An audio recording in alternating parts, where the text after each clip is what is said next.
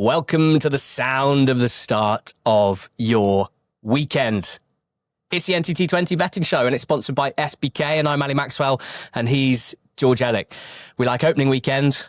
We like second weekend as well. Still some pre-season opinion, but a touch of evidence in there as well in the form of football matches being played competitively. Yeah, and also maybe conclusions being drawn too quickly on certain teams, or a team wins, and certainly I've got one of these where like they win and they look very short for the week after. Just a little bit of evidence to go off, but not enough really. So we're still guessing. Yeah, I think the filter I looked at it at the slate initially was basically the reverse of that, but on the same lines. Teams that didn't win that I think will come on well this weekend for various reasons. Last weekend, opening day picks, yours were better than mine. Overs in Wolves, Blackburn was a good shout, 2-2 draw. That was a winner. Oldham beating Vale, absolutely yes. But you didn't get Sheffield United beating Birmingham. You had a couple of darts around 2-1 and bigger that didn't land. Notts and Orient both had plenty of the game against Leicester and Sheffield Wednesday, but failed to win. My opening day picks all lost. A massive punch to the mouth, to be honest. Bristol Rovers, Salford, Orient, Stevenage, all losers. But a decent start for some of my outrights. So that's given me cause for hope. Huddersfield. PNE to finish bottom. They lost to Bolton, who we had finishing bottom in our 1-24s. And Huddersfield title I put up at 20-1, plus the 20% outright boost with SBK. Now fourth fabs and more like 10-1 around the place. Now, George, we get into about 40 weeks of glorious repetition, if you like, and structure. And we discussed making changes to the structure of the weekly betting show, and we decided no. Let's same as before. That means that you'll be putting up an app, a next best, a goal scorer or more than one, and an Acca Swerve. Yes. Just tell new listeners about the Acca Swerve. And anything else that tickles my fancy as well, really. Acca Swerve, is probably the one that needs... Well, NAP is, for those who really are new to the show, NAP is your best bet. Next best kind of speaks for itself. Acca Swerve is basically plucking a team that's probably odds on or around even money that I think is a lay. So basically advising you that when you have your Acca on a Saturday, and boy, are there some good boosts with SBK around Accas, I don't think you should put that team in. Yeah, I'll be putting up a nap as well. That is a 2-point play. Goal scorer corner for me is where we go and hang out. We talk about anytime goal scorer picks. That's normally around 2.5 points staked for me. And then the Eggman, that is my accumulator. Normally a 5-fold, but can be more or fewer teams as well. It has a name, the Eggman. We'll discuss that later on. That is a 0.5 point stake for me. And we've heard from the Eggman, haven't we? Oh, we have heard from the Eggman. He doesn't say much, but when he does, we listen. And look, betting comes with risks, and we need you to be aware of the risks. It is for over 18s only, very strictly, but also if you're thinking of placing a bet this weekend or any time, please do understand the risks that come with gambling and head to gambleaware.org to brush up on them. It's very important for me in my betting to have a very clear staking plan, and I will stick to it very strictly on this show as well. For me, it is 5 points staked on my individual picks. That is 2-point nap, 2.5 points in the goal scorer corner, and 0.5 point on my Acca. Plus, I will have 0.5 point on our joint bet, which will end the show. That is a 6-fold BTTS Acca. George, first, what is your nap? What's your strongest single bet of the weekend?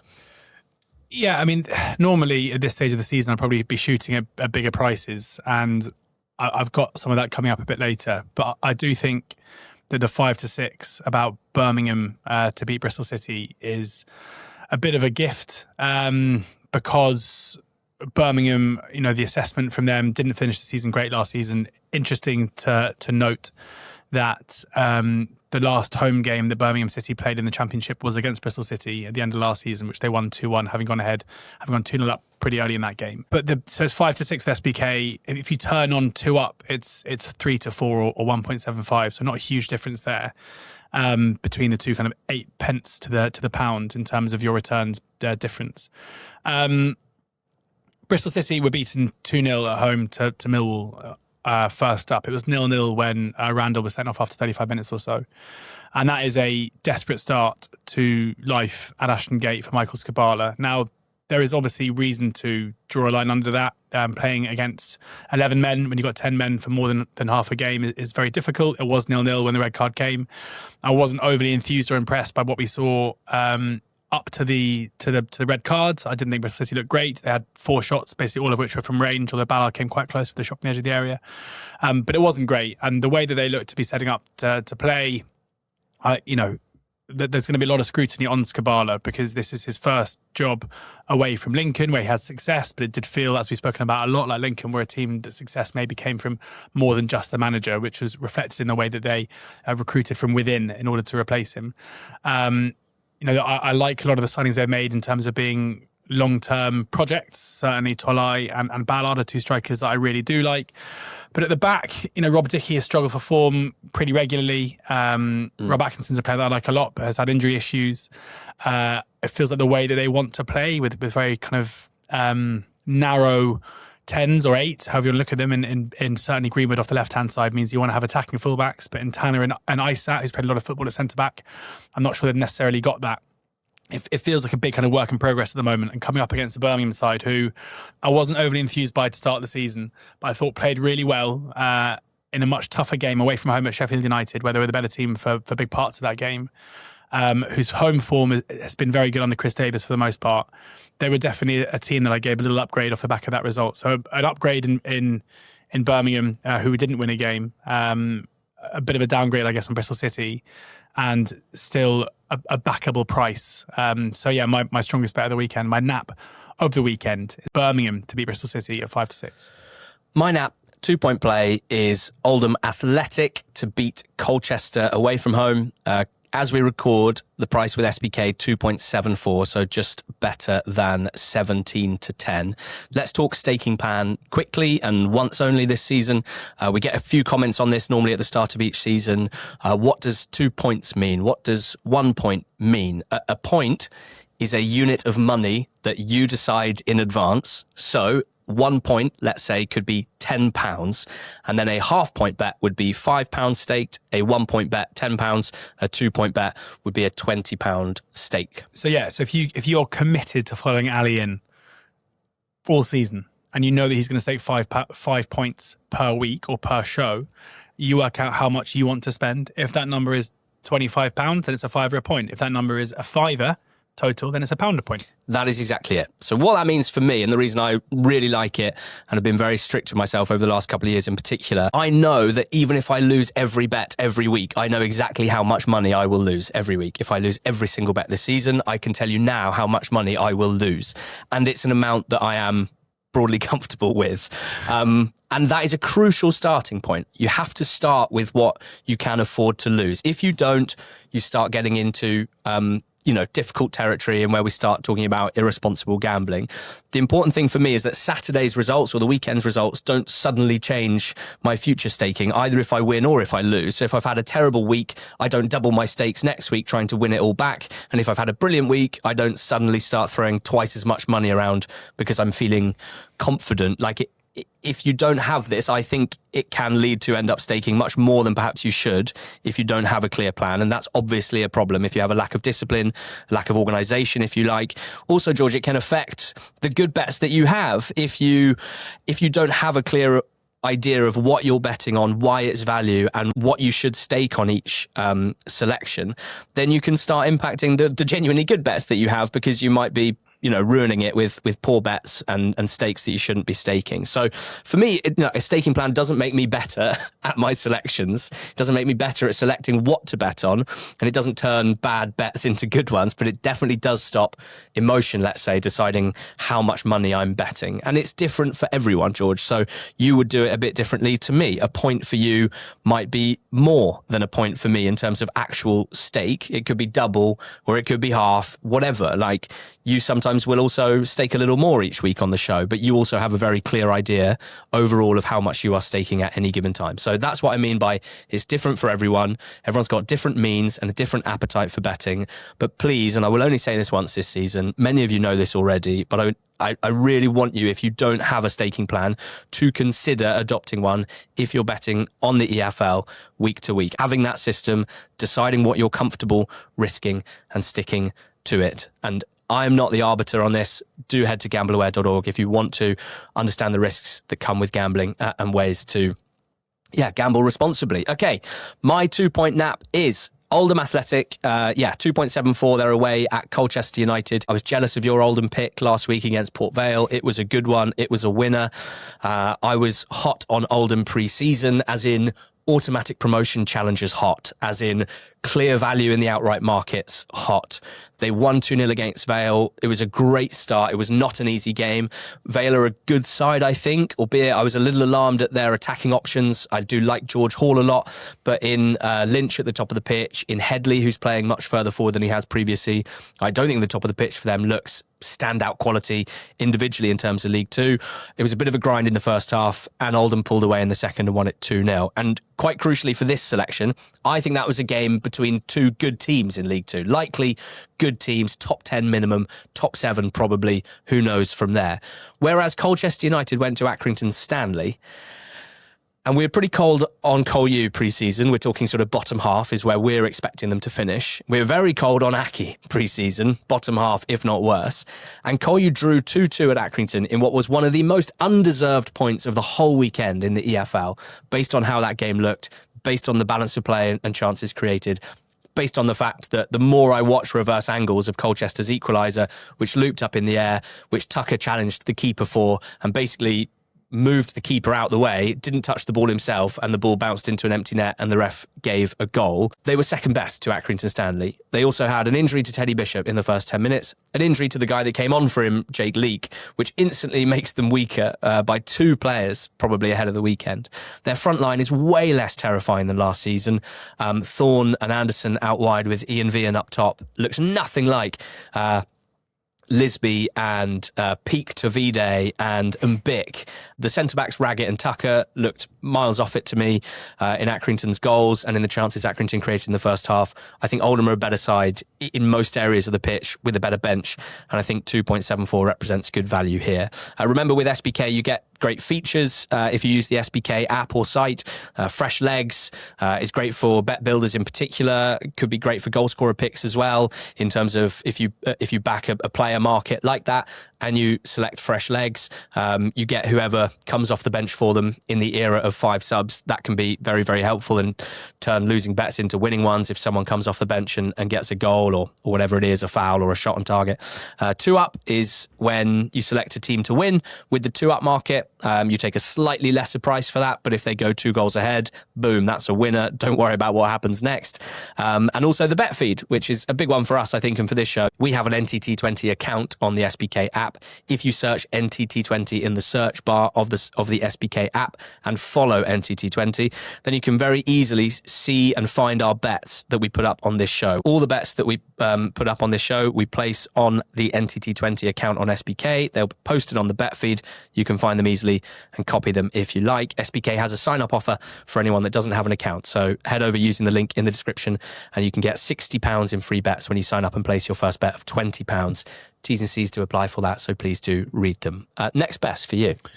Yeah, next best in League One, Peterborough to beat Mansfield at 9-5, which might be quite surprising because this surprised me.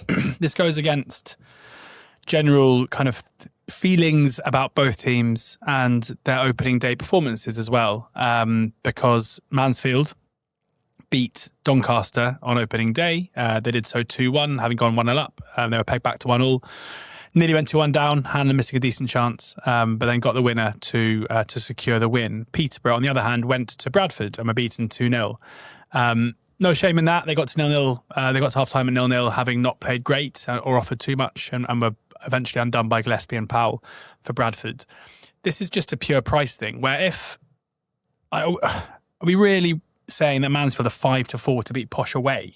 Like if this is right and this price is accurate, then Peterborough are in like all manner of trouble. And I know we think they're in trouble anyway, like we had them in our relegation zone in the 1-24s, but this really does suggest that like, even Mansfield, who it cannot be priced up as any better than a good mid-table team, are that far clear of them.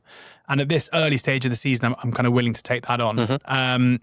Peterborough have a very young team, but quite a talented team. I mean, it's not without talent. And in Luke Williams, they have a manager who did oversee a very good period, kind of halfway through last season that took them away from danger. Liam Kelly is a signing who came in too soon to start the game against Bradford to come off the bench. You'd expect him to come on here.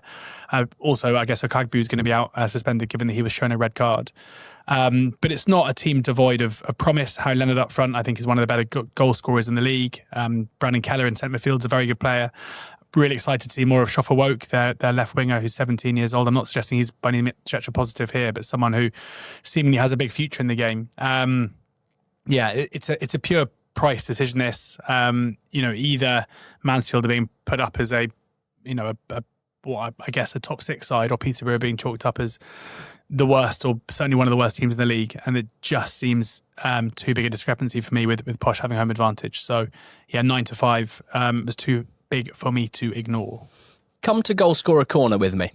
Okay. 2.5 points staked each week, as is probably unsurprising after 1 week. I think there's a lot of value out there in the goalscorer markets, and I don't like the idea of highlighting stuff in my research, which I then ignore and ends up with losing out. So what I'm going to do is a Trixie, 3 players to score.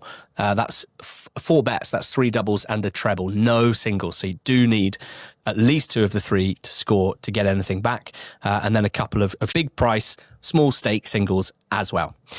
Starting with Andre Brooks of Norwich City, their new right winger signed from Sheffield United. They lost 2-1 to West Brom on opening day. They created loads of good opportunities. Brooks himself had quite a few, including one that really excited me. Norwich build up down the left side. The number 10, Magoma, drifting out left to combine little triangles, cut back from the left back. And there was Brooks, having rolled in off the right side to the penalty spot, had a really well-placed shot, well blocked, but a good opportunity, bodes very, very well. Brooks is an interesting player. Doesn't have an unbelievable goal-scoring record, but I do think he can offer more on that front, and Norwich should be a team that create plenty. And it looks like the right side is going to have plenty of opportunities as well. In fact, Kellen Fisher, the right back's possibly worth a look here as well. He had 5 shots from right back last weekend, including 3 pretty well placed. But I'm going with Brooks, 5.4. I think really nice price here. I'm also elsewhere going to keep an eye out for Portsmouth right wingers, Abu Kamara and Ryan Kavuma McQueen, whose debut on loan from Chelsea, he's only 17, was unbelievably exciting off the bench. The reason I'm looking out for them in coming weeks is that Josh Murphy should be back starting soon on the left for Portsmouth. He's probably the best creator in the whole league, I think. So chances generally get created either for the 9, but often at the back post, the right wingers benefit from Josh Murphy's crossing. Leaving them for now, but one that I'm going to have a very small play on as a single is Connor Shocknessy of Portsmouth. He's a centre-back, 13-1 with SBK. That is best price in the market as we record. Lincoln, the opponents, good set-piece defenders last season. I'm certainly not going to say they're vulnerable from these situations. Probably will be fine again this season, but I assume they will face a lot more set-pieces than they did last season, as they will likely give up more and more of the ball at a higher level. And I think Shocknessy's a big threat, but because of consistent injury over the last 2 years, maybe slightly under the radar, but he had 2 big chances last week in their opening game against QPR. Actually, poor finishing for both of them. Hopefully will not be the case if he gets a good chance this weekend. For him, any time has landed in 6 of 65 league starts for Pompey, so just worse than 1 in 10. Plus 1 in 9 sub-appearances as well. So I'd expect him to be around the 9s or the 10s mark. We're getting 13-1, so a quarter-point play on Connor Shocknessy. Andre Gudjonsson is the second leg of the Trixie. He's Blackburn's starting striker, or at least he started on Friday against Wolves, and he scored as well. Got on the end of a nice move that involved Morishita, Alabiosu and Afolayan. He's 3.55 with SBK, so just a little better than 5-2, and that's with fresh legs as well. Now, the fresh legs feature is important when it comes to Gudjonsson because they have Ohashi as well on the bench, and I would expect generally Ohashi to come off the bench for Gudjonsson, and I like Ohashi as a goal scorer as well. In fact, he's priced up shorter to score than Gudjonsson is. Now, they are playing against Middlesbrough at home, given that Borough, to me, looked a little bit wobbly defensively against Lincoln, conceded, and Lincoln had a couple of other opportunities as well. Given Blackburn Rovers generally a pretty good counter-attacking team and should get chances, I think, based on the way that Borough play. And then, as I say, Morishita, Alabiosu, very dangerous down the right, do create chances for their number 9. Borges, the left back for Borough, looked a bit dodgy on Saturday, might get dropped for Max Arfston, but I gather he's much more of an attacking fullback than a defensive lockdown defender. So quite like this, Gudjonsson 3.55 against a Borough team that have only kept 2 clean sheets in their last 14 league games, including the playoffs, and we get Ohashi off the bench as well, I hope. Garrett came on for Gudjonsson on Friday with Ohashi coming on for Cantwell, but surely it's more likely a straight swap, Ohashi for Gudjonsson in the future. And then finally, for the Trixie, Kyrie's Lisby, a real favourite of the betting show last season. He now plays for Reading. I'm backing him at 4.2 for Reading at Wimbledon. Little bit concerned about Wimbledon, given the chances they gave up against Huddersfield, particularly the fact that it was Huddersfield's right winger, Darren Silly Sanchez-Fernandez, who scored twice. Now, Lisby will be playing right wing for Reading. He's a very different type of attacking threat than Sanchez-Fernandez, but still a real threat. And he had a great debut, gave Cal Naismith a very tough time. Helped Marriott score his first half hat-trick and just kept running in behind, which he does so well. He's probably the quickest player in League One already. Also, Shariwa on the left delivered some very dangerous balls across, and Lisby, what we know from his Colchester time is that he loves a back post tap-in. So, yeah, having backed him at a shorter price than this 3 times last season, I couldn't avoid 4.2 for Kyrie's Lisby. He's up against Steve Seddon, who is surely one of the slowest fullbacks in the division, and he's one of the fastest wingers. And finally, double figure price, quarter point stake, Jilly Buyabu, 11-1 for Rotherham with SBK to score against York City. Now, plays down the left, bit of a wing-back role, but really, really does get forward. In pre-season, played a lot on the left of midfield in a 4-4-2. He had 3 shots on goal against Cheltenham. He scored Rotherham's goal, and it was a 1-on-1. It was a big chance, and he had another really good look at the back post, attacking across from the right. What stood out for Buyabu is his sheer pace, and up against a York team that play with a very high line and struggled against Bristol Rovers when they played direct over the top of them into the channels last weekend. I think it's a good style matchup for Buyabu to use that pace, get in behind York.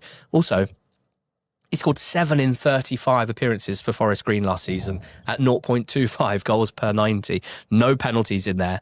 I think 11-1, we're getting a really good early season price about Jilly Buyabu. So, Goalscorer Corner this week has a Trixie including Andre Brooks of Norwich at 5.4, Andre Gudjonsson of Blackburn at 3.55, Kyrie's Lisby of Reading at 4.2. The Trixie, the doubles range from 14-1 to 21-1. The treble is at 80s. So that's a half-point Trixie for 2 points staked total there. And then very small stakes at double-figure prices, a quarter point on Jilly Buyabu of Rotherham at 11-1 and Connor Shaughnessy of Portsmouth at 13-1. I'm going to start a chant, and you have to say the player that comes into your head. Yes, okay. Love this game. Duh, duh, duh. Football in a library. Who's he? You wouldn't get it. We used to very briefly, as Oxford fans, sing before he wasn't very good and left. Duh, duh, duh. Idris El Mazouni. Yemi Odebeidi. Yeah, what a player he was. Idris El Mazouni to score any time for Orient at Wigan is 27-5. So, 5.5 to 1, basically. Nice. Which is a big price as far as I'm concerned for a few reasons. Now, El Miz has had kind of different lives as a centre midfielder already. Initially kind of coming through as a holding midfielder when first on loan at Orient from Ipswich. He then played a bit more advanced in his second loan there, and then he came to Oxford and initially played as an 8 and it wasn't very successful. Went back to Orient last season where he was a bit more defensive again, but now, crucially, Leyton Orient have a player called Isaac Hayden who plays in their team. Now, Isaac Hayden, any football fan who's been watching English football in the last 10 years will know what he is like. He is quite clearly someone who sits in front of your defensive line and breaks up play, has no real desire to get forward and open play whatsoever. And that means we're going to see El Mazouni play a more attacking role. And the evidence of that is already clear to see. Like, he, against Oxford, scored the second goal to win the game 2-0 in the Carabao Cup, having already had a couple of chances that he went quite close with, one that he got a very good chance went over the bar. He then again played in that similar role against Sheffield Wednesday and had 2 shots, one of which went very close from range and another was a decent opportunity too. So he is getting forward, and Richie Wellens has even spoken in the press or the local press about his desire for El Mazouni to score more goals. So this is, I guess, a classic case of a player who's been priced up on not a great goal record and what he's done before, but there is reason to believe he'll be playing further forward. And in 2 games, we've already seen evidence of him getting into better goal scoring positions, and he's also scored. So, and he's got a good strike on him too. He's a decent ball striker. So, bigger than 5-1 for him to score any time. For an Orient team that I thought played okay against Wednesday, really poor spell at the cost of the game halfway through the second half. But against a Wigan team that I'm pretty happy to take on, and Orient to win this game is probably next on the list. It didn't quite make the cut in terms of my picks. Nice. Tell me who you are swerving so that I don't put them in my ACCA. I'm swerving Leicester. Maybe not a huge surprise for those who've been following our kind of pre-season content. Been pretty negative about them since basically all summer. I don't think it's a particularly good squad. They seem to be being priced up generally on reputation and manager and things rather than actual team. They're 8-15 to beat Burton at home. And yeah, I mean, there hasn't been much by way of kind of transfer dealings to change what was a poor, like an underwhelming first 11 against Notts County away. They went ahead in that game, having come close to going behind twice before they went ahead and then conceded to Notts County, who I thought were easily a match for Leicester. It should be it should have been quite a, not easy, but like a gentle return to life. Well, it's been a while in League One for Leicester facing Burton after Notts County. But Burton were okay against Stevenage, and I think will make life pretty awkward for them. So, we saw complacency was basically the key feature of Leicester's relegation season last season from the Championship. So, I'm going to be taking on Leicester wherever I can for the time being until we see better performances or until we see prices change, because I don't think they're anywhere near as good as the prices they're being sent off, or certainly not as good as their price to win the league, which I think is the 2 are a bit out anyway. But I would warn against putting Leicester in your ACCA at 8-15. Right time for the Eggman. That is my 5-fold ACCA this week. Why is it called the Eggman? Because when we wanted a name for an accumulator last season, Keith Eggman at Eggman Keith on Twitter suggested that Ali's ACCA section should be named Ali Acts Well. And I appreciated the creativity, and I thought, I can't say that every week, particularly because, based on results, it's not true. Didn't have a great year on the Eggman. I want it to be better this year. I'm feeling good about it. Exactly 1 year after he suggested that, Keith Eggman at Eggman Keith tweeted to say, I am still alive, when we confirmed that the Eggman was back this season. Do you think he was talking about the Eggman or himself? Works both ways. It does, yeah. And frankly, he doesn't tweet much, so I was pleased to have it confirmed that the Eggman lives. Small elephant in the room is that I have an unbelievably persistent cough this week, which is making podcasting very difficult. Equivalent of I'd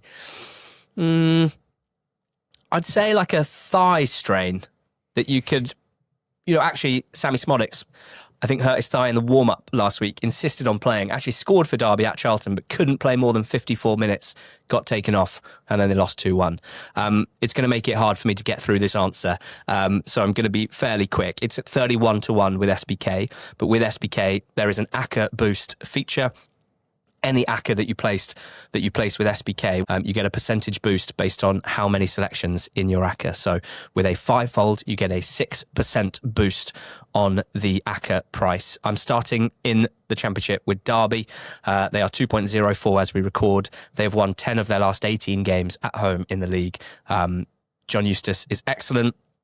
And they host a Cardiff team who I think might need some time to adapt to this level, and who I wasn't very impressed with against Wrexham, despite Ruben Colwell's very exciting late free kick. They also have injuries at the back, which means that their back four was Ng,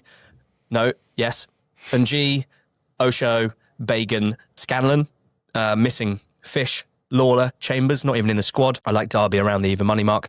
I like Birmingham. That's George's Nap at home to Bristol City. They're in the egg. Wrexham to beat Watford, 1.95 as we record. At home to Watford. Betting against Watford on the weekend of Dave Walker's wedding. Doesn't feel great. Also doesn't feel great that I very much enjoyed being at Vicarage Road on Sunday. Drank their beers, spoke to the fans, even, chanted some Spygate stuff at Southampton players, bought into it, enjoyed the win. don't think they're going to win against Wrexham. I think it's a very different game, this one. I think the challenge that Wrexham will provide might be a little too much. The back four, Traore, Pollock, Kebben, Zamura are likely to come in after Bowler's injury, and a new goalkeeper. I think this is a big test for them. And if not for Harwood Bellis's poor finish at the end, they actually would have given up that 2-goal lead and drawn on Sunday. And then Oldham, as discussed, my best bet at 2.74 to beat Colchester. And finally, Bristol Rovers, 1.69 at home to Newport. Yes, Rovers lost and Newport won on opening day. This is a very different game for both. Newport pressed the life out of a very possession-heavy Rochdale side and bombarded them from set pieces. This is the reverse game, basically. They're not going to have as many opportunities to do any of that here. Rovers had the first taste of York City, and I think it's pretty strong flavour. They lost that one 3-2 in a topsy-turvy game. But I'd expect their stronger squad and the styles to play in their favour here. So the Eggman, Derby, Birmingham, Wrexham, 3 home teams in the Championship, then Bristol Rovers and Oldham in League Two. We benefit from the 6% ACCA boost with SBK. The starting price is 31 to 1. Okay, the BTTS sixfold also lives, but no one tweeted us about that. But that will come up in a second. But first, there are 4 teams, away teams I like in League Two, who are all quite big prices, and rather than just ignore them, I'm going to put up a little extra bet. A Yankee, if you will. That's why I'll be having it. So that means you'll have 5 doubles, 5 trebles, and the ACCA. That's 11 bets. So if you wanted, for example, like a 10p Yankee would equate to £1.10 and so on and so forth. But if you wanted to just have the ACCA, it's 159 to 1, and there's a 4% boost with SBK on that as well, because there are 4 legs. Cheltenham to beat Swindon is the first one. This is bigger than 3 to 1, which I find staggering, given Swindon finished last season badly. Bad vibes at the club at the moment. Started this season badly with a defeat up against a Cheltenham team that won their opening game of the season, and under Steve Cotterill have strengthened relatively well over the course of the summer. So yeah, I can't work out how they're that big a price. Tranmere to beat Port Vale is the second leg. 4.7 is the decimal here, just a bit bigger than 7 to 2, which again I find staggering. Tranmere start the season under Darryl Clark with basically a whole new team, win on opening day. Port Vale sent packing on opening day. A lot of optimism amongst the fans, but Ali's already outlined some issues with their attacking players. I don't think there's loads between these two teams necessarily, but they're being priced up as if they're going to end up at opposite ends of the table. And given what we saw on Saturday, if that's to be the case, then Port Vale are going to have to improve, or Tranmere are going to have to get a lot worse. Northampton to beat Crewe is my third leg. Northampton, a recently relegated team who I thought did play pretty well on opening day. I'm not as negative on them as Ali is. Up against the Crewe side, who got a win against Crawley away, which is a good result. They weren't great at 0-0. Crawley created some decent chances. It ended up 10 versus 9 when they scored their last minute winner. Northampton probably had the edge in terms of squad quality, and it wouldn't surprise me to see them get their first win under Chris Hogg. And finally, Oldham to beat Colchester. Already spoken about by Ali. Oldham winning on opening day, looking really strong this season up against the Colchester side, who I think look like they're floundering a bit because this issue continues, where Robbie Cowling, their owner, cannot seemingly find outside investment in order to help support the club. They are losing key players, unable to support them, and I think the Cowleys are doing a magnificent job by basically keeping them, or if they were able to keep them as a mid-table side this season. So Cheltenham at Swindon, Tranmere at Port Vale, Northampton at Crewe, Oldham at Colchester. League Two always throws up loads of surprises. Not a league, I would say, where you necessarily want to be betting short price favourites at home. And I'm doing the opposite by backing 4 outsiders away from home. Yeah, like it. The BTTS sixfold will finish off, and I promise I will sound more enthusiastic about this in future, but I genuinely cannot speak right now. So please, just this once, believe me when I say that I think Doncaster Barnsley, Salford Chesterfield, Rotherham York will all go BTTS yes. I cannot find the throat capacity to tell you why.